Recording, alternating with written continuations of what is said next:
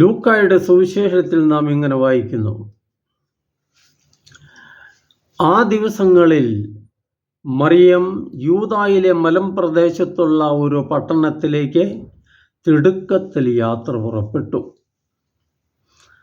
ലൂക്ക അധ്യായം 1 വാക്യം 39.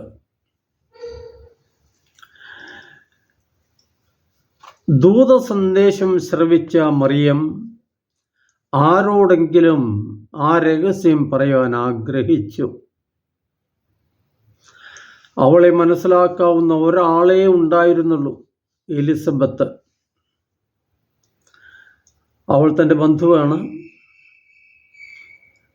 ദൈവിക ഇടപെടൽ അവളിൽ ഉണ്ടായിട്ടുണ്ട് എന്ന് ഗബ്രിയേൽ ദൂതനിൽ നിന്ന് മറിയം മനസ്സിലാക്കി.